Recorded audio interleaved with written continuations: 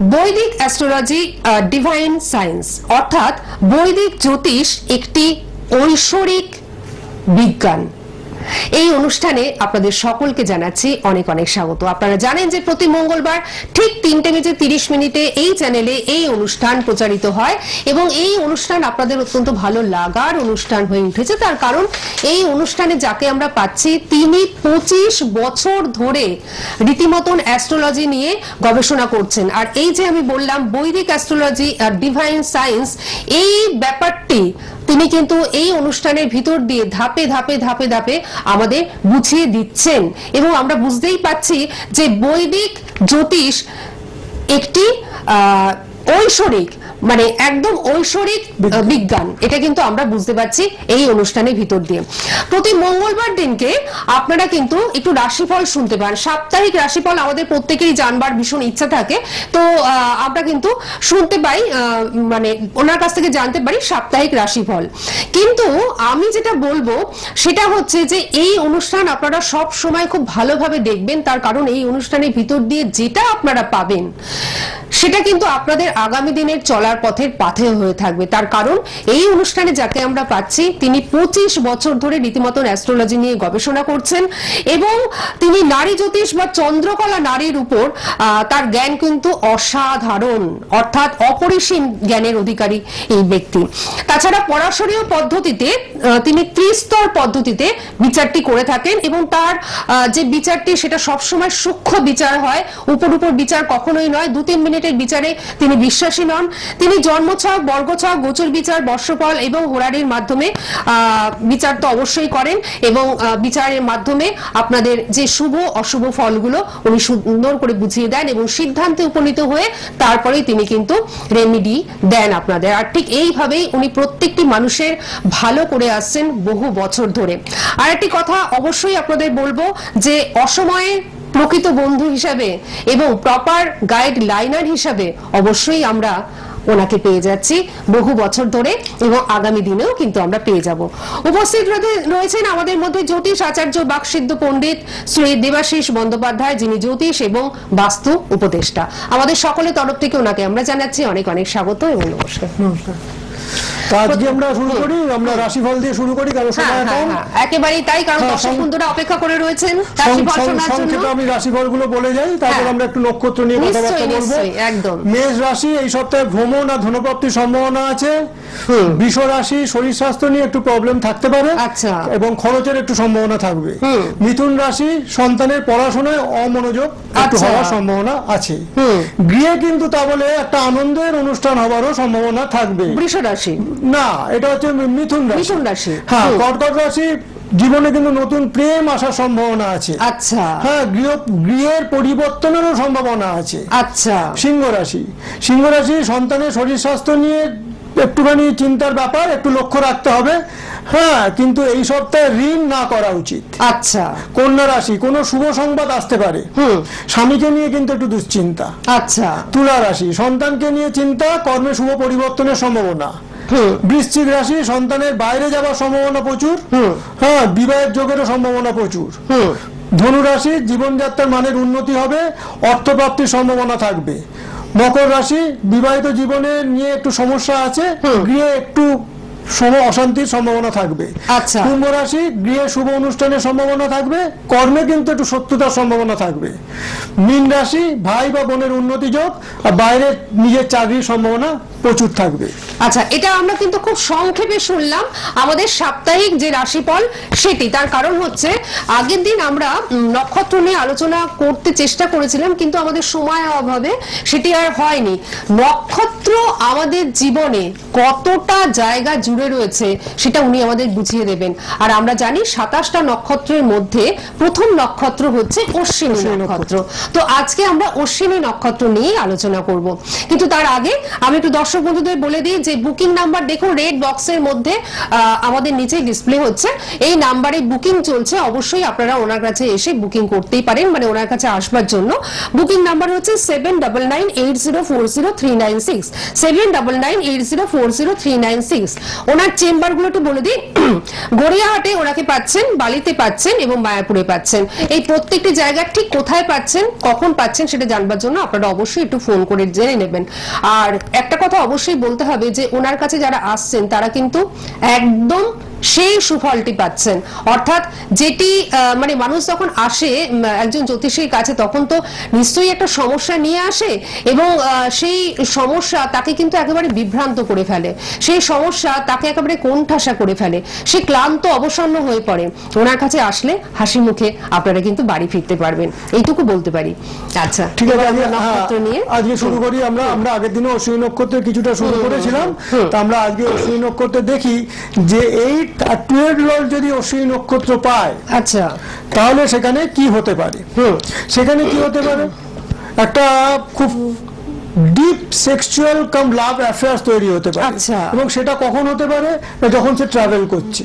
আচ্ছা, মানে ট্রাভেল করবার সময় তার কিন্তু একটা লাভ অ্যাফেয়ারের সম্ভাবনা ভীষণভাবে বেশি, এবং সেই ক্ষেত্রে একটা মানে সেক্সুয়াল অ্যাক্টিভিটিরও একটা সম্ভাবনা থাকে। আচ্ছা আচ্ছা আচ্ছা, সেই 8 লর্ড আর 12 লর্ড যদি পায়, হ্যাঁ, এবং যদি মঙ্গল যদি অশ্বিনী নক্ষত্র পায়, তখন কি হবে না, নানা জায়গায় সে ভ্রমণ করবে। কিন্তু সে কি জন্য ভ্রমণ করবে না, ল্যান্ড কেনবার জন্য বা বিক্রির জন্য দেখা গেছে বেশি তার ভ্রমণটা হবে। আচ্ছা, আর যদি রবি যদি অশ্বিনী নক্ষত্র পায়, তার পিতা বেশিরভাগ সময় দেখা গেছে সেলসম্যানের চাকরি করবে, বা কোনো ওরকম সেলস এর জন্য তার এদিক সেদিক ঘুরতে হবে।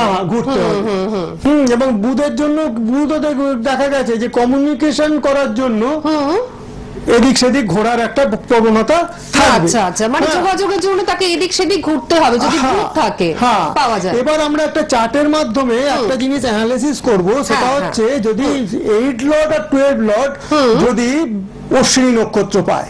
আচ্ছা, 8 আর 12, হ্যাঁ, তাহলে এখানে দেখুন। আচ্ছা, আমরা একটি চার্ট দেখব, একজন জাতক বা জাতিকার চার্ট আমরা দেখব। এটা জাতিকার চার্ট। আচ্ছা, একজন জাতিকার চার্ট, এবং এই চার্টটি দেখে উনি আমাদের সুন্দর করে অ্যানালাইসিস করে দেবেন। হ্যাঁ, এখানে অ্যানালাইসিস করে দেখা যাচ্ছে যে এটা হচ্ছে কর্কট লগ্ন, যার অষ্টমপতি হচ্ছে শনি, যে মেষে বসে আছে অশ্বিনী নক্ষত্রে। আচ্ছা, মানে এই জাতিকার হচ্ছে কর্কট লগ্ন। আচ্ছা, শনি হচ্ছে সপ্তম অষ্টমপতি, এই যে আমরা দেখতে পাচ্ছি। এবং সে বসে আছে কোথায় না, মেষেতে বসে আছে অশ্বিনী নক্ষত্র নিয়ে। হ্যাঁ, এবং সে কার সঙ্গে বসে আছে, কেতু যুক্ত হয়ে বসে আছে। এবং দুজনেই কি হয়েছে, রেট্রোগ্রেড মোশনে আছে। আচ্ছা, বক্রী অবস্থায় রয়েছে। হ্যাঁ, এবং আমরা জানি যে এই 8 হাউস থেকে আমরা কি দেখি না, আমরা দেখি কিডন্যাপিং, আমরা দেখি ফোর্স সেক্স, আচ্ছা, রেপ, এগুলো আমরা দেখতে পাই। এবং স্যাটার্ন এখানে, শনি এখানে কি আছে, মানে নিচস্থ অবস্থায় আছে। এই জায়গাটাও নিচস্থ স্থান। হ্যাঁ, এই মঙ্গলের ঘর বা এই মেষ রাশি। এবং সে এই মেয়েটি যখন ট্রাভেল করছিল সেই সময় দেখা গেছে যে সে খুব সেক্সুয়াল হ্যারাস হয়েছিল, এবং রাত্রিবেলা কিছু মদ্যপ লোক এসে 4 জন তাকে খুব হ্যারাস করেছিল। এবং সেটা কোথায় করেছিল না, একটা অয়েল আর গ্যাস স্টেশনের ওখানে। ওহো, আচ্ছা। এবার দেখুন যেখানে 4টে ম্যালেফিক বা পাপী গ্রহ আছে। একটা হচ্ছে শনি, কেতু, রাহু আর মঙ্গল। আচ্ছা, হ্যাঁ, এবং এখানে দেখুন গ্যাসের যে জায়গাটা, এটা গ্যাস আর অয়েল, এই যে অয়েলটা কার কারক বা কে সিগনিফাই করছে, অয়েলটা সিগনিফাই করছে শনি, আর গ্যাস এলিমেন্ট হচ্ছে রাহু দ্বারা। এবং রাত্রির বেলা ঘটনাটা ঘটেছে, এখানেও দেখুন শনি আর রাহু রাত্রিবেলা বলবান হয়। মাঝরাত্রিতেই ঘটনাটা ঘটেছে, এবং সেখানে কিন্তু ওরা বলবান হয়েছে। এবং আর একটা জিনিস দেখুন, এই লগ্নপতি যেখানে বসে আছে অষ্টমে, সেখানে দেখুন গুলিক আর মান্ডি দুজনই কিন্তু অবস্থান করছে। এটাও কিন্তু 8 হাউসে অবস্থান করছে। আচ্ছা, হ্যাঁ, এই জন্য একটা এরকম দুর্ঘটনা ঘটে গেছে এই জাতিকার লাইফে। দেখুন, এই জিনিসটাও বলা যায় অ্যাস্ট্রোলজির মাধ্যমে। মানে আপনারা বুঝতে পারছেন যে অ্যাস্ট্রোলজি জীবনের প্রত্যেকটা ক্ষেত্রের সঙ্গে ওতপ্রোতভাবে জড়িয়ে রয়েছে। একটি মেয়ে, একটি জাতক বা জাতিকা সেক্সুয়াল হ্যারাসমেন্টের শিকার হয়েছিলেন, সেটিও কিন্তু বলা গেল এই অ্যাস্ট্রোলজির মাধ্যমে। এবং সেই জাতিকার চার্টটি চারটি অ্যানালাইসিস করে উনি বুঝিয়ে দিলেন যে কেন মেয়েটি এই রকম হ্যারাসমেন্টের শিকার হয়েছিলেন। এরকম হলে এরকম ঘটনা হওয়ার সম্ভাবনা একটা তৈরি হয় বা থাকে, তার সঙ্গে তার দশা অন্তর্দশা তারপরে দেখতে হবে, এবং তার এই যে প্ল্যানেটারি গোচর কন্ডিশন, ট্রানজিট অবস্থান, সেই সময় কি কি করছে, কোথায় কি প্ল্যানেট আছে, সেগুলো একটা বিরাট প্রভাবিত করে।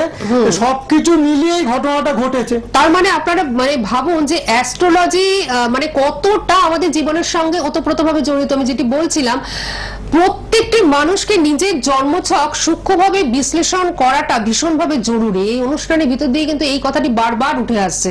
তাহলে আপনি আপনার জীবনের সবকিছু জানতে পারবেন, সবকিছু। এবং এর সাথে সাথে বলে রাখি যে উনি কিন্তু একজন জ্যোতিষ শিক্ষক। যারা জ্যোতিষ শিখতে ইচ্ছুক তারা কিন্তু যোগাযোগ করতেই পারেন।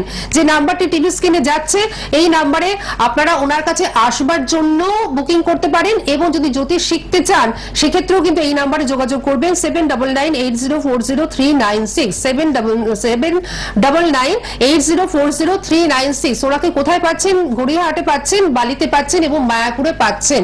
হ্যাঁ, জ্যোতিষ মানে সমস্তটা বলে দিতে পারে। তবে হ্যাঁ, 2-3 মিনিটের মধ্যে জ্যোতিষ কখনো কিন্তু কিছু বলতে পারে না, এটা কখনো হয় না। আপনারা যখন দেখবেন যে কোনো জায়গায় লেখা রয়েছে 2-3 মিনিটের মধ্যে বশীকরণ, সেটা কখনো কিন্তু আপনারা বিশ্বাস করবেন না, কারণ এই জাতীয় জিনিসগুলো হচ্ছে প্রলোভনে ফেলা। ডেফিনেটলি এই ভগবান যে এটা দিয়েছেন, কেন দিয়েছেন? যে আমরা যাতে নিজেদের মানে জীবনের দিকটা ভালোভাবে বুঝতে পারি, কোন দিকে যাব, কিরকম করব, সবটাই আমরা জেনে নিতে পারি।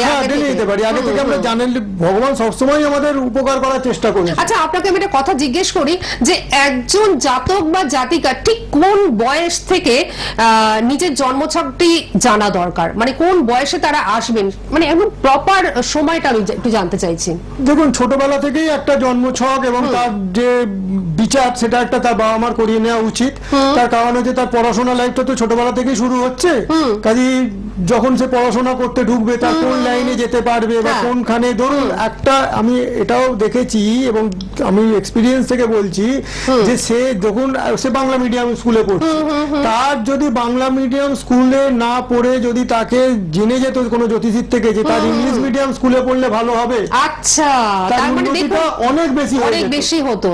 আচ্ছা, তার মানে কি, মানে একদম ছোটবেলা থেকে আপনি যখন আপনার ছেলেটিকে বা মেয়েটিকে স্কুলে পড়াচ্ছেন, এর উল্টোটাও হতে পারে। আবার এর শুধু পড়াশোনা কেন, কোনো কিছু যদি দুর্ঘটনা থাকে বা কিছু থাকে, সেগুলো থেকেও তো তার রেহাই পেতে পারে। সেগুলো থেকে জানতে পারবে যে আমার এই সময় এরকম একটা পজিশন আসতে পারে। ধরুন, আমরা এখন আলোচনা করিনি, কিন্তু ইন ফিউচার আমরা আলোচনা করব মেডিকেল অ্যাস্ট্রোলজি। আচ্ছা, সেখানে বোঝা যাবে যে গ্রহের পজিশন দ্বারা কি কি রোগগুলো কিরকম ভাবে তৈরি হচ্ছে। সেগুলো যদি আগে থেকে আমরা প্রিকশন নিতে পারি, তাহলে আমরা রোগের হাত থেকে অনেক বাঁচতে পারবো। আচ্ছা, তখন মানে আপনি মানে আপনারা সকলেই বুঝতে পারছেন যে এই অনুষ্ঠানটি কতটা দামি এবং কতটা মূল্যবান, যে এই অনুষ্ঠানের ভিতর দিয়ে ধাপে ধাপে ধাপে ধাপে আপনারা বুঝতে পারবেন যে অ্যাস্ট্রোলজি কিভাবে আমাদের জীবনের সঙ্গে জড়িয়ে রয়েছে। সমস্ত দিকটা, ওই জন্যই আমাদের প্রোগ্রামের নাম দেওয়া হয়েছে বৈদিক অ্যাস্ট্রোলজি ডিভাইন সায়েন্স। এটা যে একটা সত্যি ঐশ্বরিক বিজ্ঞান, সেটা আমাদের এই প্রোগ্রাম আস্তে আস্তে আস্তে আস্তে প্রমাণ করবে। ধাপে ধাপে ধাপে ধাপে আপনারা বুঝতে পারবেন। কিন্তু এই অনুষ্ঠান কখনো আপনারা মিস করবেন না। সোনার বাংলা চ্যানেলে প্রতি শুক্রবার দিনকে রাত্রি 8:55 এবং প্রতি মঙ্গলবার দিন, যেমন আজকে দেখছেন, দুপুর 3:30। আবার বলি, প্রতি শুক্রবার রাত 8:55 আর প্রতি মঙ্গলবার দুপুর 3:30। আর ওনার চেম্বার গুলো আমি একটু জানিয়ে দিচ্ছি আরেকবার। গড়িয়াহাটে ওনার সঙ্গে অবশ্যই যোগাযোগ করতে পারেন, গড়িয়াহাট ভাগ্যচক্রে ওনার চেম্বার রয়েছে। এছাড়াও বালিতে ওনার চেম্বার রয়েছে, মায়াপুরে ওনার চেম্বার রয়েছে। আর অবশ্যই আপনারা একটু ফোন করে জেনে নেবেন যে ঠিক এই জায়গার কবে কখন ওনাকে আমরা পাচ্ছি, কারণ ওনার অনুষ্ঠান মানেই হচ্ছে একটি বিশেষ অনুষ্ঠান। আর ওনাকে কিন্তু ব্যস্ত থাকতেও হয়, কারণ আপনাদের বিভিন্ন মানে সমস্যা নিয়ে। তো সেক্ষেত্রে আপনারা একটুখানি ফোন করে জেনে নেবেন যে কখন ওনাকে আপনারা পাচ্ছেন। তো আজকে তো আমাদের অনুষ্ঠানটি শেষ, মানে একদম সীমায় আর কি চলে এসেছে। তো আজকে কোন একটা লাইন শুনে, মানে আপনার কাছ থেকে কোন একটা লাইন শুনে আজকে আমরা অনুষ্ঠানটি শেষ করব, যে জ্যোতিষ আমাদের জীবনের সঙ্গে কিভাবে জড়িত। জ্যোতিষ আমাদের জীবনের সঙ্গে সর্বক্ষেত্রে জড়িত। সর্বক্ষেত্রে জড়িত। এই অনুষ্ঠানের ভিতর দিয়ে আরেকটি কথা উঠে আসছে, যেটি হচ্ছে প্রপার গাইডলাইন অ্যাস্ট্রোলজিক্যাল গাইডলাইন যদি আপনি পান তাহলে কিন্তু আপনার জীবনে কোনো সমস্যা থাকতে পারে না, বা সমস্যাগুলো অনেক মিনিমাইজ হয়ে যাবে। মিনিমাইজ হয়ে যাবে সমস্যা, হ্যাঁ সমস্যা থাকবে কিন্তু সমস্যাগুলো মিনিমাইজ হয়ে যাবে। আমরা অনেক সমস্যা কাটাতে পারবেন, অনেক সমস্যা থেকে অ্যাভয়েড করতে পারবেন, সমস্যাটা মিনিমাইজ হয়ে যাবে। সুতরাং বুঝতেই পাচ্ছেন যে একটা প্রপার গাইডলাইন পাওয়াটা কতটা জরুরি, আর ওনার কাছে যারা এসেছেন তারা কিন্তু ঠিক এই প্রপার গাইডলাইনটি পেয়েছেন এবং আগামী দিনেও পাচ্ছেন। আমাদের আজকের অনুষ্ঠান থেকে বিদায় নেওয়ার সময় হয়েছে। আপনাকে অনেক ধন্যবাদ জানাচ্ছি এবং আপনাদের সকলকে জানাচ্ছি অনেক